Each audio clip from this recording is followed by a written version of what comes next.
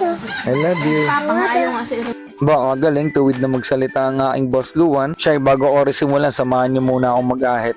For today's video, finally, nagkaroon ako ng time makabisita sa aking biyenan dito sa napakagandang barangay ng Kasispalan sa bayan ng Tagkawayan. And syempre, alam niyo na yun, talagang perfect getaway destination yung mga pag-uwi sa province. Alam niyo yung paramdam na kahit paano is nakaka-relax tayo. Maliban sa makabisita at makapag-relax nga po dito sa bayan ng Tagkawayan is yung masundoon na rin si Mami Jasmine at si Boss Luan.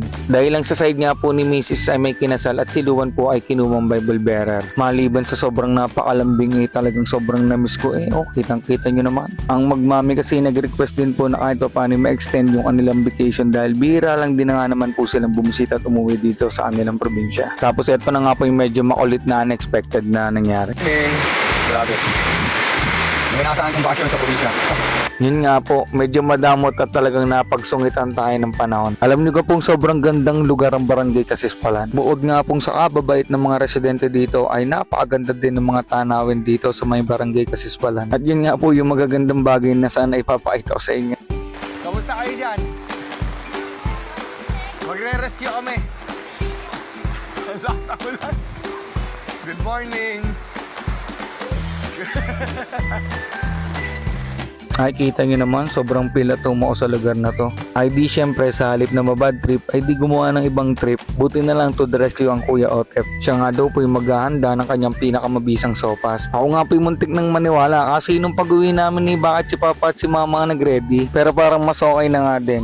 When it comes sa pagluluto, talagang no doubt yan pagdating kay Papa at kay Mama. Kasi noon pa man, maliban sa magaling manulungan niya si Papa, isa yan sa laging hanap. Basta may mga handaan din sa kanilang barangay. Tsaka rekta na yan, ay sila na dumali, di hindi lang sopas ang maiihain di yan. Pangita din naman po, yan po ibinisik lang din dahil talagang pinagtulong-tulungan na po nila yan. Ari na nga yung almost 90% na finished product ng sopas. At ito na nga po, yan na nga sinasabing magkaadagdaga na ng ihanda. Tsaka dito inatanong ko din si Papa kung anong gagawin doon sa kamoting kahoy. Basta daw yan din at siya daw ay gagawa ng pudding. Di ako napaisip din ano yung pudding na sinasabing iyon. Maliban nga po sa thinking out of curiosity, syempre nanulungan na rin po ako dyan. At syempre, hayaan nyo na rin turuan ko kayo ng basic step kung paano magbalat ng kamoting kahoy. So stop, look, listen, and learn.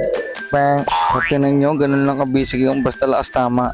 So syempre, in traditional way yung naging proseso nila for preparation nung sinasabi nilang pudding. Medyo parang may idea na ako kung anong kalalabasan nito. Syempre, from start to finish, sino pa bang master of sorcery? Si Papa pa din yan. So eto na nga yung part na marireveal kung ano yung pinaka-outcome ng ginagawa nila. So pudding ito kung tawagin sa kanila at kung sa atin naman ay kasabak. And kung nanonood ka pa rin sa part ng video na ito, pansin nyo na we might